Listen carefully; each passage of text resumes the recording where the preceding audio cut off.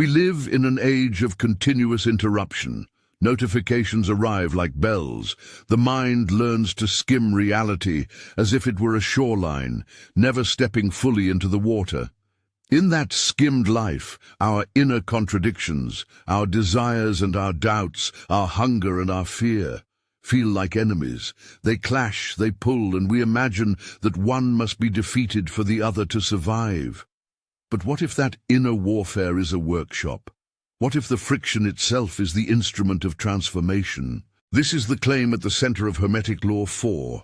Opposites are not enemies. They are complementary poles, whose tension is the crucible of change. When properly understood, the conflict inside you becomes the furnace in which a new, integrated way of being is forged. Not by annihilation of the personality, nor by a cosmetic smoothing over of contradictions, but by a transmutation that preserves what is alive and refines what is rigid. Today, I want to show you why that is so through story, psychology, and practice, and to give you a short exercise that begins to let opposites meet. Before we go deeper, one brief note. If this way of approaching inner conflict, through Hermetic Law, psychology, and lived practice, resonates with you, subscribe to the channel. This is where these ideas are explored carefully, not as belief, but as something you can actually live. Now try this with me. Find a place to sit for 2 minutes. Close your eyes if that feels safe. Without trying to change anything, notice the sound around you, the temperature in the room, the beating at the base of the skull near the neck. Follow one breath in and one breath out. If thoughts or judgments come, let them pass like clouds. This is not an escape. It is a quality of attention.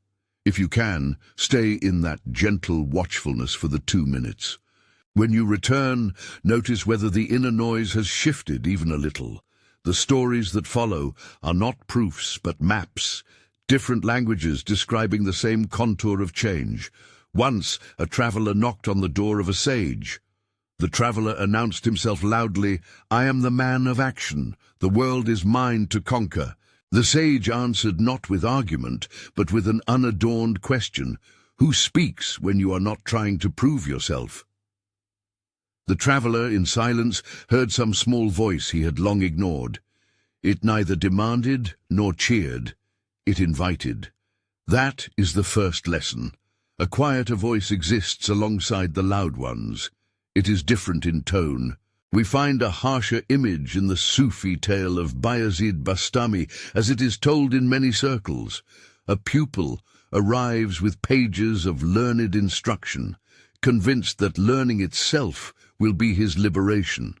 The teacher takes the pages, lights them, and watches the books become ash. The pupil panics, his knowledge, his security gone. But in that ash something moves. The young man's certainties loosen, and he begins to meet what is beneath his ideas. The burning is not punishment, it is unlearning. It is an alchemical reduction that clears space for a new arrangement.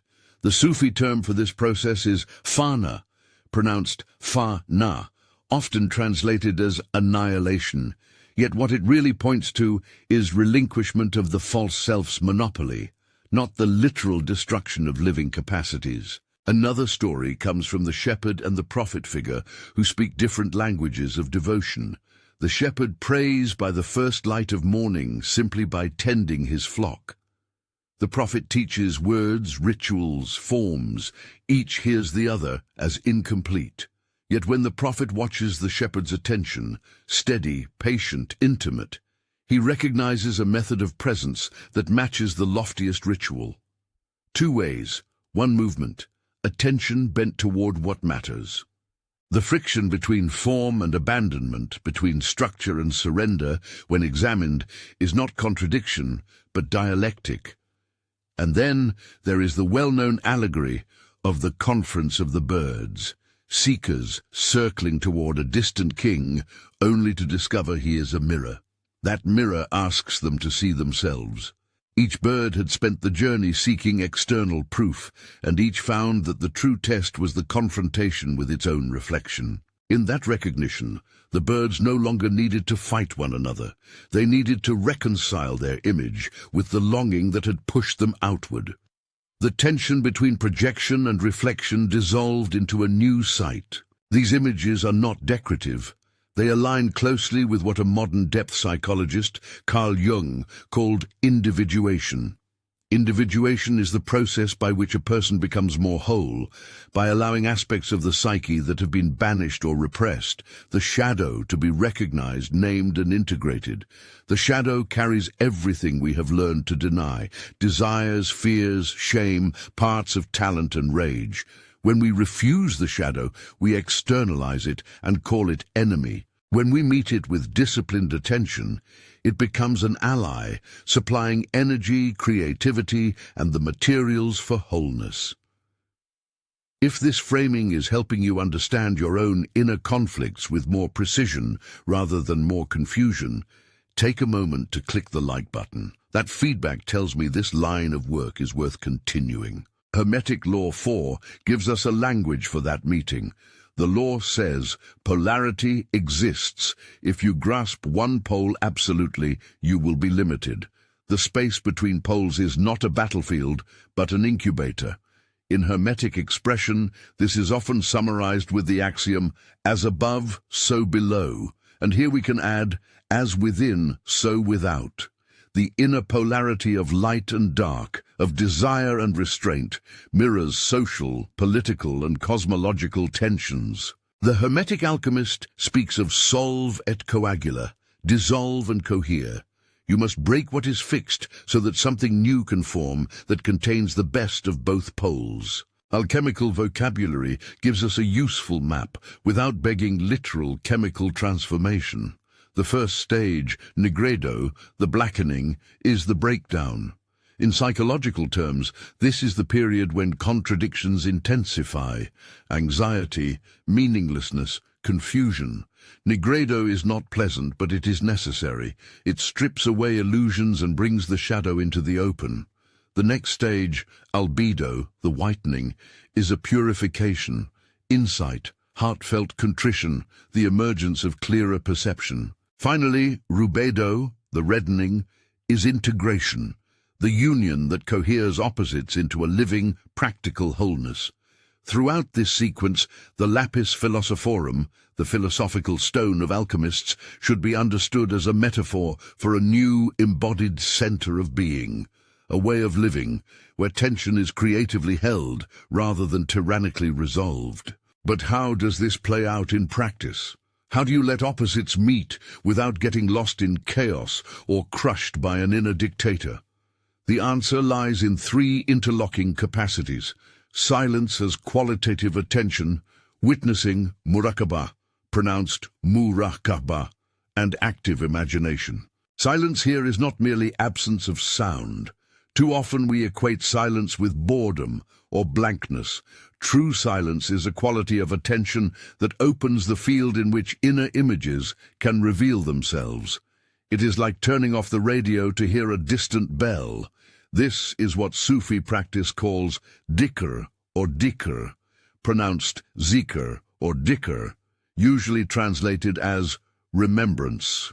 A rhythmic repetition that stills the mind by giving the intellect a simple, steady focus. Combined with muraqabah, witnessing or steady observation, these practices cultivate the capacity to hold inner states without immediate reaction. Witnessing means noticing what arises, thoughts, sensations, images, without immediately acting on them. It creates a gap where you can choose a response rather than replay a habit. That gap is where dialogue happens. Jung called one method of dialogue active imagination. You invite an image that appears in your inner field to speak. You ask it questions and listen for answers that come as images, feelings, or bodily sensations. You are not fantasizing for escape. You are entering a disciplined encounter with inner figures and allowing them to reveal what they hold. Discernment matters because not every internal voice is sacred. The superego, the internalized critic, often masquerades as conscience. It says, You must do this perfectly, or else. The voice of the soul, by contrast, tends to invite, come and see. Try this and feel whether it sings. The critic coerces, the soul invites. How to tell? The critic shows zero curiosity and often produces a tightening in the chest, a sense of contempt or shame. The soul feels like a small light, warm, steady, not demanding immediate victory. The soul's proposals often come with a resonance somewhere in the body, a softening, an expansion. Synchronicities or persistent images that return without force are often clues that you are encountering something genuine. If you can already recognize this difference in yourself, write in the comments. The soul invites. These cues are not metaphysical tests, but embodied ones. Ask, does this instruction arise with compassion or with coercion? Do I feel contracted or held? Is there repetition that invites exploration rather than defeat? Give these questions a trial period. Test them like you would test a recipe. Discernment grows with practice. If at any point the inner work uncovers trauma, or if symptoms exceed what you can manage, seek professional support. Spiritual practice is not a substitute for clinical care, and this is where many people get stuck. They understand transformation conceptually, but they're still trying to believe instead of actually inhabiting a new emotional state. If you've noticed that gap in your own experience, I left something in the first pinned comment that explores exactly how emotion stops being imagined and starts becoming embodied, not as belief, but as a lived internal state. It's there for those who recognize that distinction. Now let me give you a concrete practice that synthesizes Sufi repetition, Muraqaba witnessing, and Jungian active imagination. Set aside a quiet half-hour. Sit comfortably with a notebook nearby. Begin with 3 extended diaphragmatic breaths to settle. Offer a steady phrase to anchor attention. This can be a single word such as remember or be, or the syllable who, if that feels appropriate. Repeating it gently on the out-breath for 3 minutes. This is the Dika portion. The repetition is not mechanical. It is a kindly tether back to present awareness. After the repeated phrase, let the repetition fall away and enter into Muraqaba. For 5 minutes, become a witness to what arises. Don't chase thoughts. Label them lightly, thought, feeling, memory, and return to the posture of observing. Notice where in the body sensations appear. If anger is present, feel the tightness. If sadness, notice the pressure in the chest or throat. The point is not to analyze, but to make room. Next, invite an image through active imagination. Address whatever arises with a question. If you notice a critic voice that says, "You're not enough," ask that voice kindly, "Who are you? What do you want for me?" Wait. Images may come as faces, scenes, or color. Be patient, don't force answers. If no image appears, invite a symbol, a door, a bird, a river. Ask the symbol the same questions. The dialogue can be short. Let the image answer and respond. Speak to it as if it were another person. You might ask the inner figure what it fears, what it yearns for, or what it needs to feel safe. When the figure finishes, thank it. Close the conversation with a brief noting. What did I learn? Where did the body shift? What small action could honor this exchange? Write down what happened. Even a single line of noticing is valuable. Over days and weeks, the dialogues accumulate. Patterns emerge. A previously sharp critic might soften into a fearful child who wants safety. A proud persona might become a useful part of you that needs containment rather than destruction. These are translations of opposition into relationship. The practice requires patience. It is not a magic trick. It trains the capacity to host inner difference. There will be times when the nigredo intensifies after you begin to practice. Confusion, old grief rising, a bitter taste in the mouth. This is common. It means the alchemical furnace is functioning. Treat it with compassion and discipline. Continue with witness work, slow your pace in daily life, and stay in contact with a therapist or spiritual mentor if the material becomes heavy. Remember that integration is a long arc, not a single event.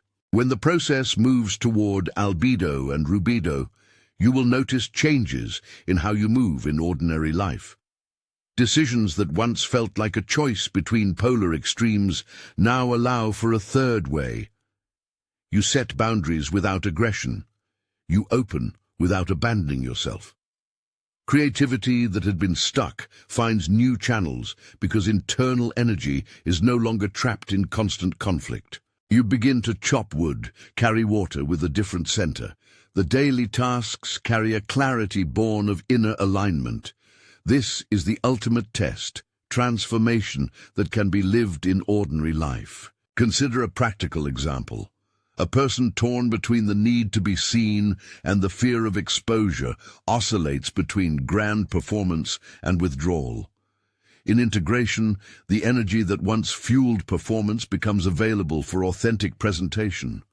The fear, properly acknowledged, becomes a refining flame that guides how much to share and when.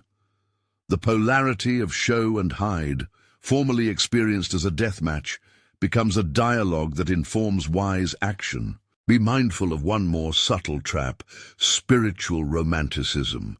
The desire to be integrated can become yet another form of performance, a moral vanity. If integration becomes a status, it is not integration. Integration is practical. It shows in how you handle a difficult conversation, how you attend to a child, how you work and rest. Test your inner work against ordinary moments. The true lapis philosophorum is not some ethereal crown. It is the capacity to live with more honesty and compassion in the small things. Hermetic Law 4 insists that opposites are complementary. You will encounter this in the small mirrorings of daily life. A partner who pushes you into discomfort may be the one who opens a door you would not have opened. A critic within that feels cruel may guard an asset you can learn to use. The alchemical saying, solve et coagula, gives a method. Dissolve what is stuck, allow elements to reconfigure and cohere them into a new formation that is both functional and alive. If you want to continue, here's a suggested structure for ongoing work. Once or twice a week, do the 30-minute practice described earlier. Each night, journal briefly about any recurring inner images or repeated dreams. Over months, look for patterns. Notice whether the inner critic shifts tone. When an old pattern returns, greet it with curiosity rather than defeat. Invite the inner figure into conversation. Who are you? What do you seek? How can you be met? With consistent attention, opposites will stop feeling like enemies and begin to function like colleagues at the same task.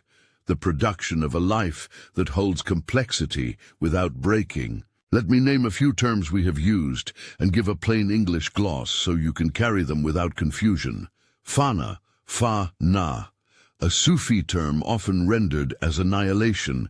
It points to the letting go of limited self-identifications so a truer center can emerge. Dhikr or dhikr, also spelled dhikr, rhythmic remembrance, a practice that steadies attention. Muraqaba, witnessing, the steady observing of inner states. Nigredo, the darkening stage of breakdown that clears space. Solve et coagula, dissolve and cohere, the alchemical instruction to break down fixed forms and recombine them. Lapis philosophorum, the alchemist's symbol for the transformed center or integrated self. We must hold a respectful attitude toward the cultural sources of these practices. Sufi terms, Persian metaphors, Jungian psychology, they are distinct traditions that converge in the same interior territory. Use their language with humility. Learn from them. Do not exoticize them. Where a term belongs to a living tradition, honor its context. One final note on discernment. The voice that pressures you with certainty, you must fix this now, often hides a fear of change disguised as urgency. The soul's voice speaks with patience. It can wait. It invites. It experiments. If you cannot tell the difference, rely on small tests. Respond to an inner suggestion with a tiny experiment. If the suggestion is to speak up in a meeting, try a single sentence rather than a manifesto. If the suggestion is to take a long pilgrimage, consider instead a day-long retreat to see how your body and attention respond. These small experiments are the laboratory for Hermetic Law. 4. Opposites meet in practice, not in speculation. We have returned at last to the practical world. Wholeness is not an escape from ordinary life. It is a different posture within it. When you have reconciled a polarity, the work of making a living, loving and choosing becomes less of a tug-of-war and more of a coherent motion. That is the rubedo, ordinary tasks held by a new center. Remember, the noise of modern life can feel like an attack, but it can also be an invitation. The opposites inside you, the boldness and the fear, the critic and the dreamer, are not enemies to be defeated. They are materials to be alchemized. Start with silence, that is an active quality of attention. Practice witnessing without judgment. Invite images into conversation. Let nigredo do its necessary clearing and tend the slow work of albedo and rubedo. In time, the tension that once felt like war will become a workshop, and you will know how to live with more fullness in each ordinary breath, each ordinary task, chopping wood, carrying water, and returning again into the field of life, with a heart that holds opposites as allies. And if you stayed with this reflection all the way to the end, that already says something about the kind of inner work you're willing to do.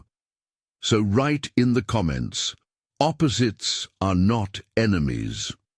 Right now, I'm leaving another video on your screen that continues this exact thread, moving from inner polarity into lived transformation.